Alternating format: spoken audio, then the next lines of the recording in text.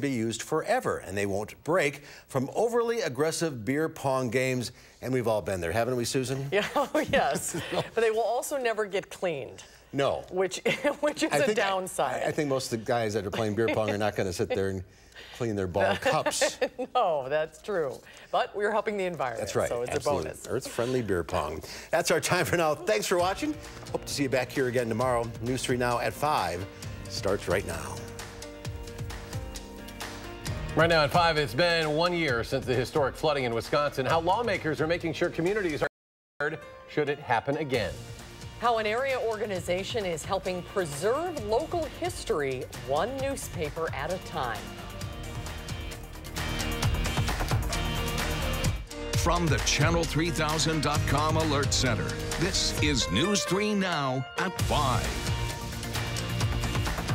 Thanks for staying with News 3 Now. 1 year after historic flooding in Sauk County, state lawmakers are taking steps aiming to make local communities more prepared for disasters. The processes for getting state and federal assistance would be streamlined under a new bill. Our Rose Schmidt is here to tell us how local leaders say this could make a difference. Rose? Yes, leaders in communities like Reedsburg and Laval say they were having trouble getting the funding and support they needed after 2 rounds of flooding last August and September.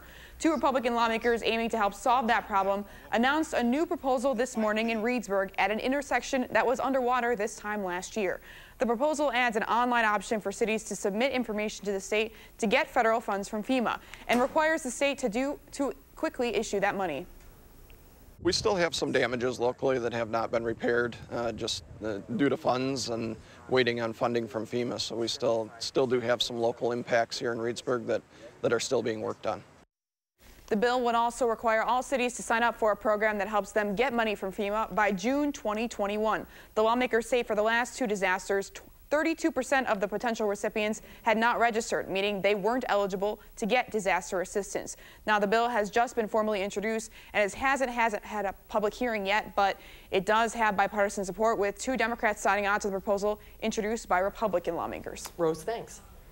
People may find Madison lakes cleaner and safer after a treatment facility is installed at Warner Park Beach and other beaches in Madison. The designated swimming area will be closed off at each beach with a plastic barrier that floats on the water but extends to the lake bed. Any dirty water from the swim area will then be pumped to the treatment facility and then returned to the designated swimming area once it's clean. The installment was announced today, but it'll start next summer. The city hopes the facilities will eliminate beach closures that often happen due to harmful algae blooms. A Sauk County man is charged in connection with a kidnapping in Lake Delton earlier this year. In May, Lake Delton police officers responded to a report of a possible prowler outside of a home in the Deer Run subdivision. Parents discovered their 2-year-old child alone outside the home. Police say evidence at the scene suggested that a person entered the home through the toddler's bedroom window and likely brought the child outside the window and then fled the area. Police say 22-year-old James Sellers lives in that subdivision. Police searched his home with a warrant and collected evidence. Police say Sellers' home was examined by the Wisconsin State Crime Lab in Madison, and that tied Sellers to the crime. Today he was charged with abduction of a child, child abuse, and burglary. New at 5, a McFarland teacher is not allowed in the village where he works for at least 4 weeks. Andrew Meeks was in Dane County Court for the first time this afternoon. The 4th grade teacher was arrested earlier this week on several charges, including child enticement, but he's not formally charged with anything at this time. Meeks will be on a GPS monitoring system until his next court appearance at the end of September to ensure he doesn't violate the conditions of his bond. He's also not allowed to have any contact with the child he's accused of enticing, that child's family, or any unsupervised minor under the age of 16. Let's get a look at your first alert weather now. Here's Chief Meteorologist Gary Canalti on the weather patio. Gary? Kind of an interesting afternoon today. Humidity levels came up. We're watching to see if thunderstorms develop, but so far it's been few and far between. Let's take a look at visible cloud track. You can pretty well tell where that line of showers and thunderstorms tried to develop. The Storm Prediction Center actually has a slight risk of severe thunderstorms south and east of Madison. But you can see nothing has really occurred over much of southern Wisconsin. There were a couple of severe thunderstorms around Sheboygan County. Those have moved out over Lake Michigan.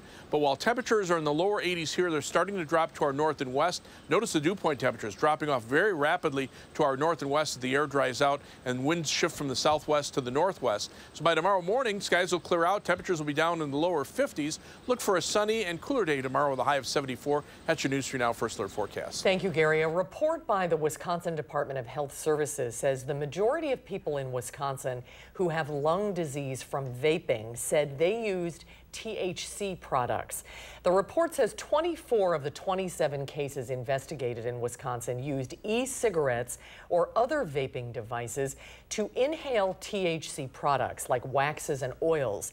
DHS says it's continuing to investigate all of the possible causes. The CDC has responded to the nearly 200 lung illnesses in at least 22 other states. The Beaver Dam Unified School District says its middle school will be open for the first day of classes on Tuesday after that crash at the middle school. The district says it estimates the cost of that damage at over $500,000. 80 people have helped clean it up. It'll be opening for the first day, except for the gymnasium, locker rooms, and the library. Now, school officials anticipate the library will open shortly after the school year gets underway, but they do expect the gym to have to wait until opening in early December. Last chance now for the Packers players to make an impression on the coaching staff. The deadline for the teams to cut their rosters down to 53 players is Saturday afternoon. Our Kevin Lewis is live at Lambeau Field, where the Packers are getting ready for their matchup tonight with the Kansas City Chiefs. Hi, Kevin. Yeah, one more preseason game before the Packers have to make those final roster cuts. Won't be starters, likely not second stringers, so they will get a little bit of a rest tonight against the Kansas City Chiefs. Now, all 4 preseason games and the regular season opener will be played on consecutive Thursday nights, so the Packers don't have to tweak the game week schedule. Not that the Packers are ignoring this preseason finale, but the first and second stringers and some of the coaches have their eyes elsewhere. It's really allowed us to get into a pretty good rhythm in terms of our weekly schedule. Although we're still doing some stuff for those guys that are getting ready to play against the Chiefs. You know, some of the guys have been more focused on the Chicago game. Playing the first game of the season, Thursday is like a Sunday for us. So the week is obviously shortened, and it's a good time for some extra study this week on Chicago.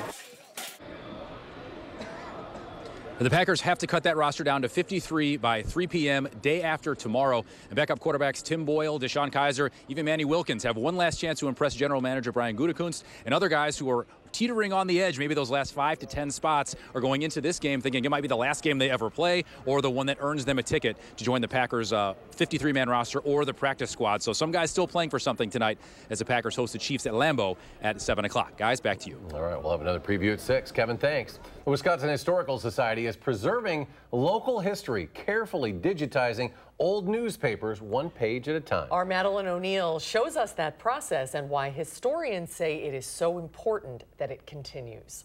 If you pop into the Wisconsin Historical Society here, you'll find one of the largest newspaper collections in the country. But inside this building, they're working to make local Wisconsin papers accessible no matter where you are. With newspapers at your fingertips, there's a lot you can learn. Snake oils that were being sold and told you cures everything. From the ads that haven't aged well. And this sounds like a fun one. Red noses are now restored to their natural color in Paris by means of electricity. To the age-old lessons. History repeats itself. Going through local Wisconsin papers like Mineral Point's Tribune from the 19th and 20th centuries has taught Randy Ramsden a lot. Getting the feeling for, how life was like. About how far we've come. You could actually pay for the newspaper with potatoes or chickens. And how similar we still are. I like to compare the newspapers to the social media of that time. So people shared a lot of what they were doing. As the National Digital Newspaper Program Manager at the Wisconsin Historical Society, Ramsden shares old snippets on our social media. We can see kind of trends that were coming. Also cheese sales, right? I always got to keep up with. But to show you how to get to this tweet from old newspapers, we'll have to rewind. Put my cheaters on. This machine makes digital versions of newspaper microfilm. It's just neat to see all this stuff come together. It's like 10% of what's really out there, is available online, and the other 90% is what we're working on. Software searches for phrases and makes the newspapers keyword searchable. It's just fun. You put in a keyword and you find, anything and everything. Eventually, the papers, now 210,000 pages and counting, make their way to the Chronicling America online database. When you look at the screen, that's the exact same page. Putting local knowledge into everyone's hands. When I think about students, it gives them much more access to what happened at home. I think that's important also to get students interested in history. In Madison, it's almost like a time capsule. Madeline O'Neill, News 3 Now. The Historical Society has already digitized dozens of local papers from the early 1800s to the early 1900s, including the Wisconsin Tribune, the Dodgeville Chronicle, and the Mineral Point Tribune. It now has a third grant to continue those efforts. If you'd like to explore the old papers, you'll be able to find links on our website. With most schools opening to students in just a few days, many of them will be walking or biking to class, and that will mean extra hazards for drivers. The City of Madison Police Department is tweeting #BackToSchool safety tips for drivers, bikers, and pedestrians. One of the department's traffic crash investigators, Samuel Breyer, says even if you have the right of way, it's important to make sure that you're visible. The injuries, we're talking about a vehicle versus a person, can be really catastrophic. And these injuries, especially in most of the cases I'm handling right now, are life-altering. He says especially with children, it can be very hard to tell how close cars are when you're crossing the street. Many schools have nearby crosswalks that flash lights to warn drivers of pedestrians, but it's still very important, obviously, to look both ways. As you're packing your child's school supplies into their backpacks, you might want to be mindful of how much those bags weigh. Marlia Linscheid, Josh Sprider, take a look at the dangers of an overloaded book bag. This time next week, your kids will probably be lugging home some homework in those backpacks you picked up while back to school shopping. Oh yeah, but with everything from binders to laptops stuffed in those bags, doctors want to make sure your kids don't end up hurting themselves while they're carrying that extra weight. We talked with Dr. Mandira Mehra from SSM Health today. She says carrying too much weight or not wearing a backpack properly can lead to some pretty serious spinal issues as those bodies are still developing. She says kids should always use both straps and make sure the bag doesn't drop more than 4 to 6 inches below your waist. As for how much weight your kids should be carrying on their back, well, that really depends on how much they weigh. Sticking to about 10%, that's the guideline. So about 10% of a child's body weight, no more than that. And that, of course, is really important in that young age. As they get older, sometimes 15–20% might be okay. We are down to the last few days before the new school year for most kids in the Madison area, and we're making sure your family is ready every day on News 3 Now this morning. Tomorrow, we'll tell you how authorities are making sure kids who ride the bus to school will stay safe. We'll see you from 4:30 to 7. 2.5 years, $53 million later, UW-Madison's Whitty Hall is ready for the Badger class of 2023. The hall's new amenities include top-of-the-line Wi-Fi, new furniture, AC now in every room, the addition of an 11th floor, new elevators, larger bathrooms. Official move-in days are August 31st and September 1st, but some early arrivals are already trickling in. UW Housing will start renovations on Celery Hall next summer. Updates there will include many of the same design features used at Whitty, including joining the two towers together and adding not 1 but 2 floors. That project is expected to finish sometime in August of 2023. More to come on News 3 Now at 5. Up next, Florida's governor has declared a state of emergency as Hurricane Dorian threatens to ruin Labor Day plans for millions of Americans along the East Coast. And then coming up tonight on News 3 Now at 6, the Sun Prairie community trains on how to use Narcan. We'll hear from a woman who lost a loved one to an overdose about why this is such an important skill to learn. Strong performance on Wall Street for the Dow, which climbs 326 points today. The Nasdaq adds 116.5. The S&P jumps more than 36. And we'll be right back.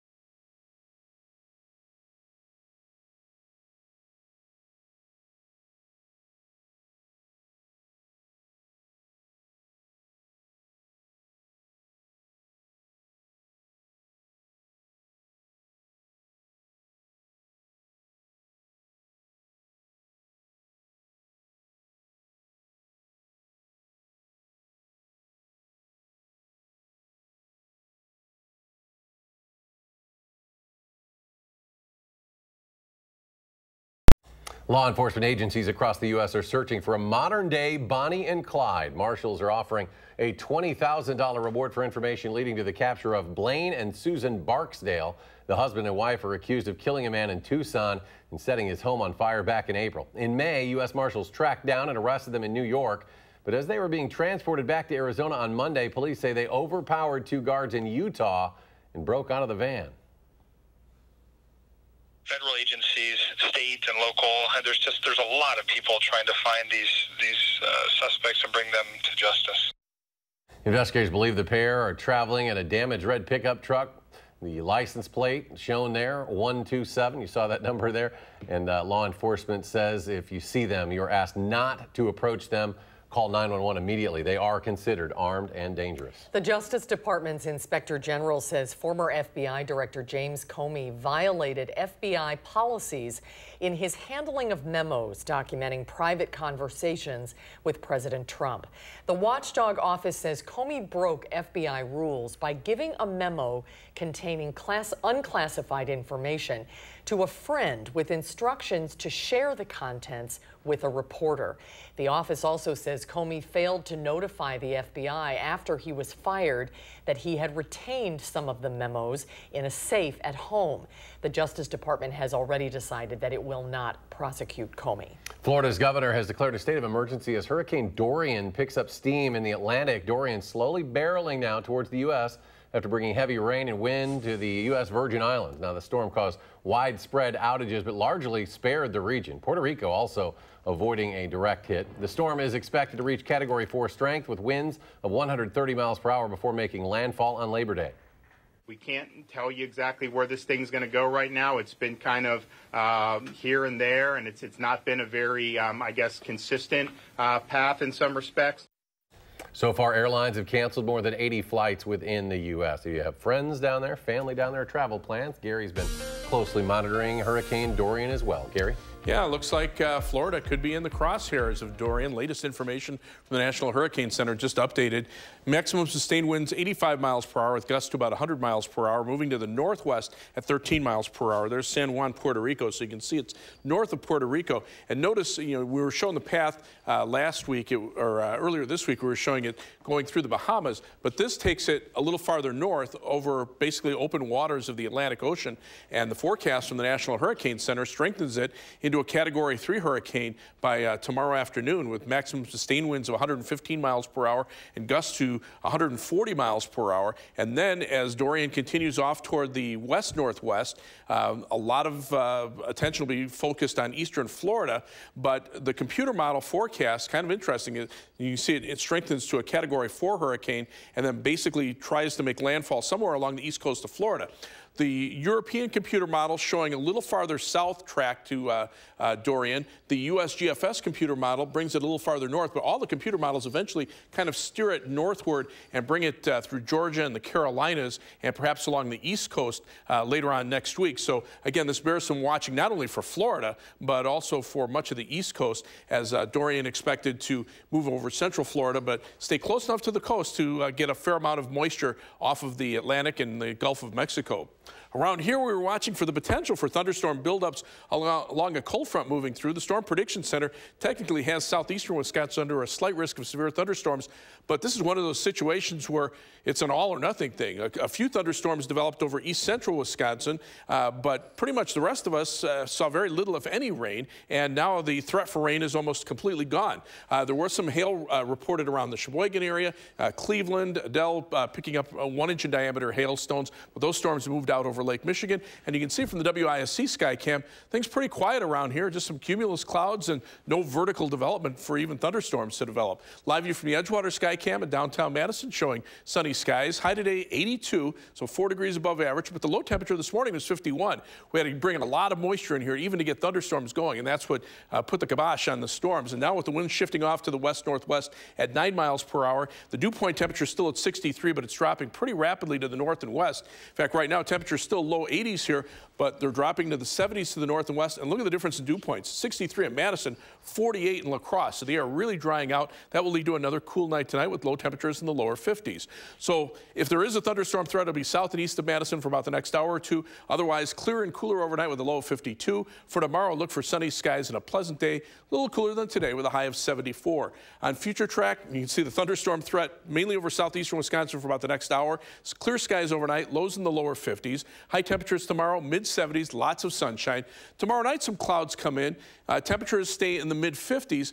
But look at Saturday, maybe a threat for some showers in the afternoon from Madison southward. Temperatures upper 60s to around 70. Hopefully we can miss out on most of the rain on Saturday because Sunday and Labor Day Monday will be nice with high temperatures mid-70s on Sunday, and 80 on Labor Day Monday. And then some thunderstorm chances Tuesday, a little drop in temperatures for Wednesday, and we'll see some pretty pleasant weather as we head into next weekend. As we take a look at first alert traffic right now, we have some delays on the Beltline, especially eastbound. This is the view from the DOT camera at Park Street. We're showing an accident on the Beltline on the entry ramp to US 14 from the Beltline, so be aware of that. Right now, delays eastbound from around Monona Drive back to west of Verona Road. Also some delays on Stoughton Road up around East Washington Avenue. Right now, a 28-minute commute on the eastbound Beltline from University Avenue to the interstate, 20 minutes going back on the westbound direction. Heading out of Madison, a quick 26 minutes to Janesville on I-3990 from the Beltline southward, 15 minutes to Sauk City on US 12, and 18 minutes to Sun Prairie on US 151. That's your News 3 Now First Alert traffic. All right, thank you, Gary. Ahead at 5, AAA says red light running crashes are on the rise, often with deadly results. What experts believe is behind that increase. Stay with us.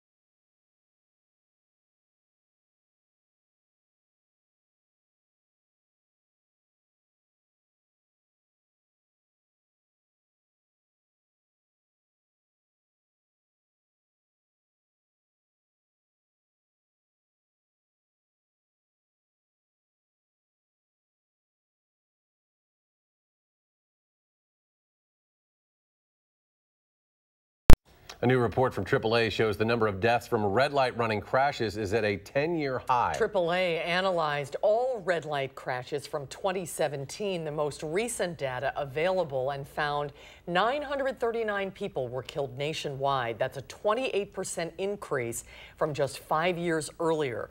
AAA's research shows more than 2 people are killed every day in red light running crashes. That includes not only drivers and passengers, but pedestrians as well. Drivers are distracted, they're impatient, and they're reckless, and they're making the decision to run a red light instead of safely stopping. AAA wants to see more cameras put in that can photograph and send tickets to drivers who run red lights to make people think twice before breaking the law. Americans throw out a lot more of their refrigerated food than they realize. That's according to a new study that looks at the worldwide problem of food waste. Researchers at The Ohio State University found study participants expected to eat 97% of the meat in their fridge, but really only finished about half of it. They were also over-optimistic about how much of their fruits and vegetables and dairy would be consumed. In each of those cases, it turned out to be less than 50%. Now, researchers say confusion over the use-by and sell-by date labels is one of the biggest reasons that people waste food. Stay with us. We'll have another check of your forecast in just a moment.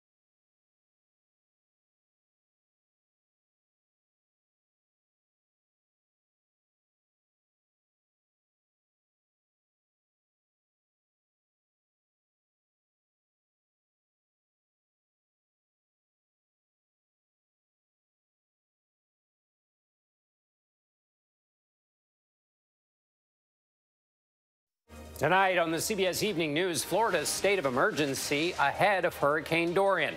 It's now expected to hit as a powerful Category 4 storm. A teenager and his family speak out after the Trump administration seeks to deport children being treated for life-threatening illnesses. And why are London's guards falling down? We'll have that and more tonight on the CBS Evening News. New sculptures outside Laguna Beach, California City Hall are turning some heads. The sculptures depict a man wearing a hoodie with his face blocked from the sun while playing a lawn game or outdoor activity. The sculptures cost $25,000. The artist, Mark Jenikis, says the sculptures relate to lawn games and activities in the age of global warming. They will be displayed in the city until October 18th. I think I'd be a little scared of that if that was out at the City Hall. Let's go to Gary. Final check of the forecast. You know, I think the chances for storms are just about over with. You can see them out over Lake Michigan, but they just can't. They're not forming out toward Madison. Here's drying out, so hopefully a nice evening. We'll be back in 30 minutes for News 3 Now at 6. Stay tuned for the CBS Evening News.